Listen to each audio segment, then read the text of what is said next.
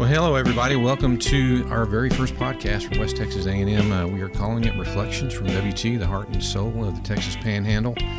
My name is Randy Ray. I'm the Director of Broadcast Engineering here on campus, and I'm really excited about our new podcast. I'm really excited today to talk to President Walter Wendler, and we'll talk to him for a little bit, and then later on in the podcast, we'll talk to Coach Hunter Hughes, and we'll get his reflections on football on campus and everything that's going on over in athletics. So for the first half of the podcast, I'm going to talk to Dr. Wendler.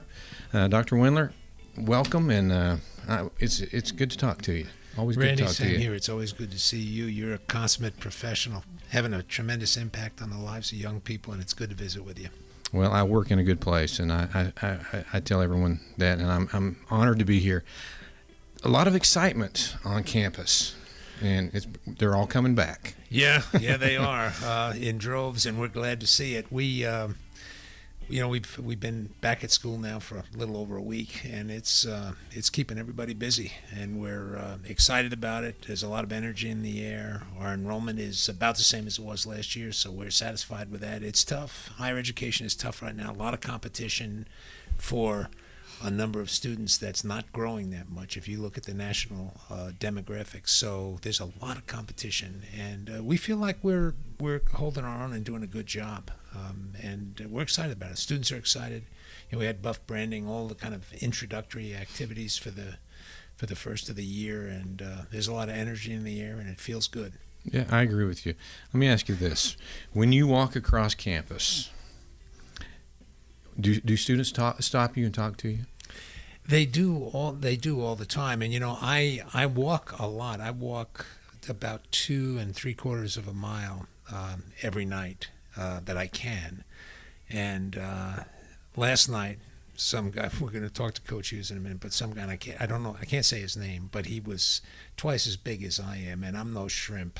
And this guy put out this meat hook of a hand. He said, "Hi, President Wendler," and he stuck his hand out there, and I didn't want to break stride, but I grabbed his hand, and luckily I got a good grip on it, because otherwise I would have been crying. I mean, he had a huge hand, and he was very, very obviously in good shape and everything.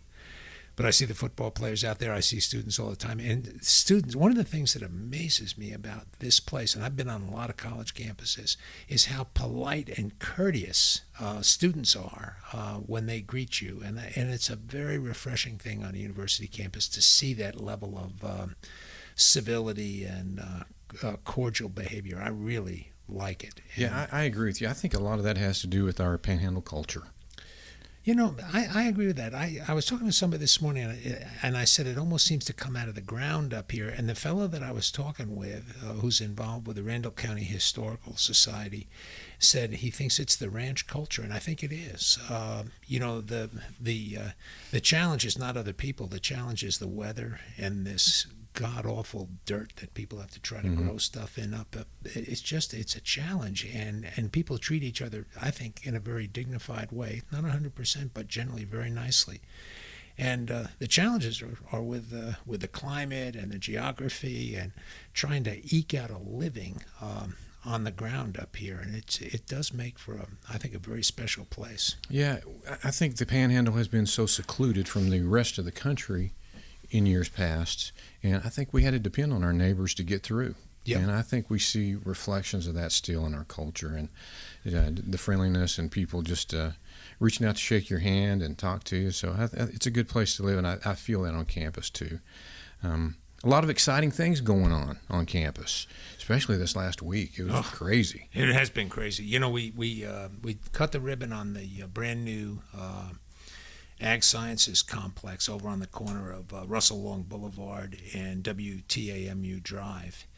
And we had, I'm going to guess there were over 1,000 people at that, in the rain, over 1,000 people, and there may have been as many as 1,300 or 1,400. Mm-hmm. It was quite a turnout. And people are excited. The ag community is very excited because, they're coming back. They're on a second life, basically. They've been born again. They back in the late 80s, it was decided to eliminate the ag program. they didn't pay much attention to it. And it has come back, and it's strong as can be, and it's so nice because it is responsive to the needs of the Panhandle. And I think that's one of the reasons we've gotten such a good response to that new facility. And secondly, that was a $48 million project, which is a good-sized project. And that would be a good size anywhere. Houston, Dallas, doesn't make any difference. But up here, it's particularly a significant project on our campus here in Canyon. But $38 million came from the State House, and another $10 million came from private gifts and philanthropy from people in the Panhandle community. Paul Engler, of course, although his gift, we named the college for him, but his gift did not go to funding the college. But Happy State Bank funded the Ag and Science, the main building. Peel and Schaefer, Helen Peel and Stanley Schaefer funded one of the pavilions, and the other one was supported by, named after Mike Bain, the Bain Events Center. So the three buildings that are over there all represent significant philanthropy. And what I like about this, Randy, is that it shows the partnership between government and private citizenry, and I think that's really important because government a lot of times gets a bad rap. People think that any government engagement is not a good thing. I don't buy that. I think government does a lot of good things. They do a lot of things that don't seem good as well, but this is a good thing. They put in seed money, seed corn actually, and we then raised another $10 million to finish that off, and we had a ag development advisory council that worked diligently. They worked as hard as paid staff, and they were all lay leaders. So it was a big day for us, and it's a glorious facility. It's absolutely I agree. Stunning. The thing that I noticed about it when I went over there, it felt to me like, yeah, it is part of our campus, but that building is also going to be used for the community too. Like the big arena in the back. I mean, I thought about all the different activities and events that we could have out there, and not just for WT. No, maybe things for Canyon and the entire Panhandle. Well, and there's a meat store in there. You can go in there and buy beef. As a matter of fact, in the Cavanis, and I forgot to mention the Cavanis family, but the Cavanis family has dedicated the meat science labs in there. They're named in their honor with a $2 million gift. You can. This is as sure as I'm sitting here, the truth. You can watch a cow walk in to one end of that building, and out of the other end, you can get a hamburger. And we don't do that at the Fine Arts Building. Did you know that? No, I know you don't. But I'm telling you, it's an amazing, and you can watch the whole process. And they were saying, the people that I've talked with, they used to try to hide these processes. These hallways are lined with glass, so you can actually see the cow being processed. And it's a learning experience, and it's not for the faint at heart. It's not enough to make a vegetarian out of me. It doesn't bother me that much, but I can imagine some people think, man, that's kind of rough to watch. But it is what it is, and I like it. So you watch the cow come in. Walking in. And it comes out a hamburger. Comes out a bunch of hamburgers on the other end. All right. Well, we were talking about ag. Let's talk a little bit about fine arts. Fine arts is something that's kind of near and dear to my heart. And we found out today that over in fine arts in the media department, we won several new Telly Awards. So we're excited about that. As you well should be. And the impact of the Fine Arts and Humanities, the Sybil B. Harrington College of Fine Arts and Humanities on our communities is very powerful. You know, we're in the last stages of writing our long-range plan, WT 125, and one of our efforts is going to be to sustain small communities in the Texas Panhandle. First in the Panhandle, then it will spread like a Panhandle grass fire to a lot of other places because there's still a lot of small communities. Everybody thinks of the big cities, you know, and the major metropolitan areas and heavily populated suburbs. 22% of the Texans live in small communities. And in the nation, it's a little higher than that. And worldwide, it's almost 40% of the population lives in small communities. And I'm saying all that to say one of the things that ties those small communities together and gives them sustenance is the cultural life of those small communities. And Sybil B. Harrington and the activities that go on here, the music, the history, the culture, the language, all of that actually helps keep alive small communities. And my hope in the future is that we pay a lot of attention to that and make this college very, very focused on helping, not do this alone, but as one of our primary initiatives in the future, make sure that we help sustain small communities. Yeah, I think that's a great target to have. Well, we're going to take a break, and when we come back, we're going to talk to Coach Hunter Hughes, and we'll talk a little bit about the football program here on campus. We'll be back in just a second. Are you looking to expose your business to a new audience? Become a KWTS underwriter. KWTS broadcasts over 9 counties and on the World Wide Web. As an underwriter, you get a radio spot telling listeners about your business. This spot plays 35 times every semester. If you sponsor a special show on the station, they'll talk about you on air too. And it's tax write-off for you. By underwriting KWTS, you're partnering with a national award-winning program and helping students become outstanding media professionals. Visit WTAMU.edu/KWTS for more information. Well, welcome back to Reflections from WT, the heart and soul of the Texas Panhandle. My name is Randy Ray, and I am talking to Dr. Walter Wendler, who is our university president. And joining us now is Coach Hunter Hughes. Coach, welcome, and it's good to see you, Thank sir. you, Randy. Good to be here. Yeah, congratulations, first of all, on last Saturday. Thank you. Man, it was a fun day, wasn't it? It was a fun day. Anytime you can win a game, it's hard to go out and win a game. Yeah, but 42-7, that's got to be even more fun than a normal win. It's a lot more fun for the people in the stands. Yeah. It seems like when we are up like that, and we haven't been, when we're up like that, I worry about all the little things that are going on to make sure that we are still performing the way we should perform. So I probably am harsher on the kids during that moment because I want them to continue to focus on like it's 0-0, so they'll play hard. Yeah. I heard you talking to Dr. Wendler earlier, and it really impressed me. Dr. Wendler asked you, first thing, what were your thoughts about Saturday? And you talked about the injury. Mm-hmm. Tell us a little bit about that. What happens to a coach when you see an injury out on the field like that? I mean, we don't know yet exactly if this young man's going to be out for the season or not. We're still waiting on the doctors and some MRI results. But you see a young man who's come in, and we're talking about Logan Vallow, who was a running back. He came in this summer, did everything we asked him to do, is a good student, a good academic student in the classroom, and just worked. And he had a little injury with his hand and fought back from it and put himself into position. And like 3 or 4 plays earlier, he actually took a ball and went 80 yards for a touchdown that was called back. And so you're really ecstatic at that point, and then to see something like that happen and just have an idea that it could be the last time he takes a snap all year, it's devastating. I mean, the first thing I did was went out there and grabbed him and, told him it's going to be okay, just to breathe, relax, and, regardless of what happens, I still love him. And Yeah. I think that's the biggest thing is you see a guy work so hard and put himself in a situation and just in one play it'd be taken away. Yeah. That's what hurts. Do you get pretty close to the players? I try to. I try to stay away so they can grow as an adult and going into adult. But I try to get involved, and need to put a couch in my office for them to come in. It seems like I deal with a lot of their issues, which first off, I want them to know I care about them. And anything they have, they can come in and talk to any of our coaches. Our doors are always open.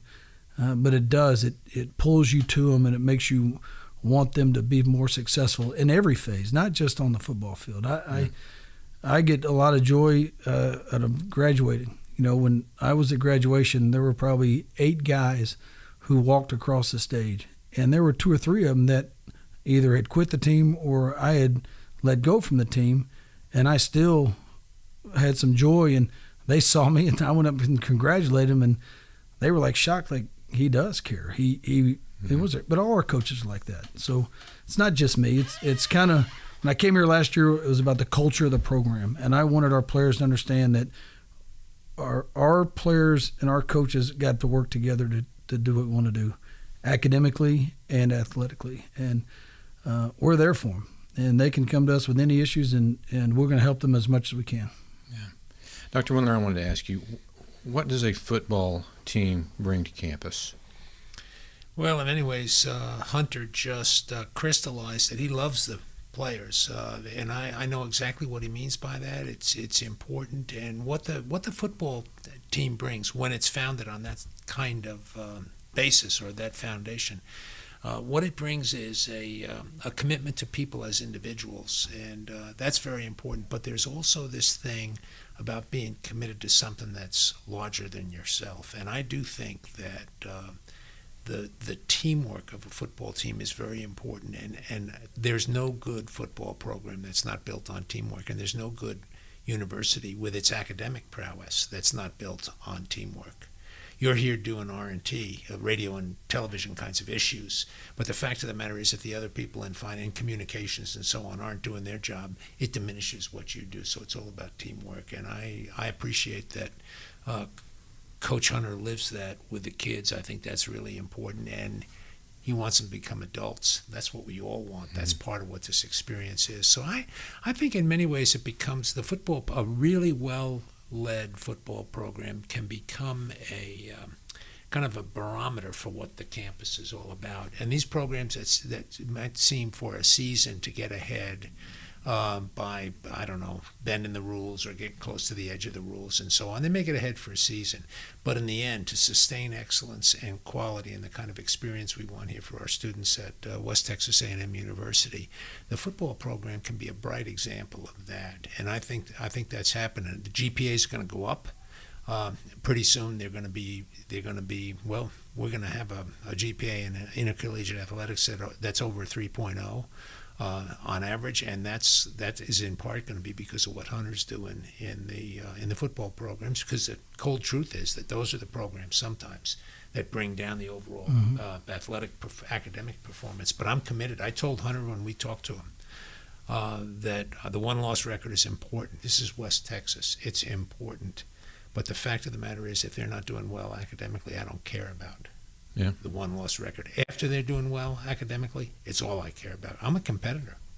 I like to compete. I think it's important to compete. It sharpens you. Adam Smith had it right. Competition is the guidepost for a free society, and that's all exhibited right in the football program, from my perspective. Well, speaking for someone like me that teaches some of my best students, it's not always the case. But some of my best students have been athletes, and I think it's a discipline. Yeah, it's a discipline. I think there's a discipline in athletics that, there's a structure for the players. For our guys in particular, they're getting up and they have to be at weights. We go at 6 o'clock in the morning with our meetings and 8 o'clock in the morning for practice. There's not many players going to miss a 6 o'clock football meeting, whereas in my opinion they might oversleep and not think they're going to that 8 o'clock class. Well, now we've got them up. We do that for a couple of reasons. One, to get them up, get them moving. That's the first thing. The second thing is none of our players on full scholarship, so we try to help find them jobs on campus first and then within the community to help them where they can be able to pay and afford to go to school. So we look at it from a lot of different perspectives. The last one is we have our academic game plan program, which Coach Ryan McDonough, our offensive coordinator, brought here and put together. That's at 5 o'clock in the afternoon, not after a practice where they're tired and they just go eat and come back. So they have the opportunity, all our players have the opportunity to go and eat and come back, and their mind is still kind of fresh at 5 o'clock, whereas if they've practiced for 2 hours and then go eat and then they're rushing to get back to study hall, their mind's not completely in there. So I think that's been a huge benefit for us, and our GPA has gone up. Yeah. Well, we have just a couple of minutes left, and as we talked about earlier in the podcast, there's lots of activity going on campus right now. And one of the activities that I'm excited about is the new campus stadium, on-campus stadium that they are working on right now. I'd like to hear from both of you what you think that's going to do for our campus. Well, I think not only the campus, let's look at the community. Yeah. I was part of 2 teams that came down here as a visitor and played. I never saw Canyon, Texas. I never saw this university. Mm-hmm. We stayed in Amarillo, and we played, and we left. This community itself, people are going to come in. They're going to stay in Canyon. They're going to eat at the local restaurants. They're going to shop here. They're going to do those type of things.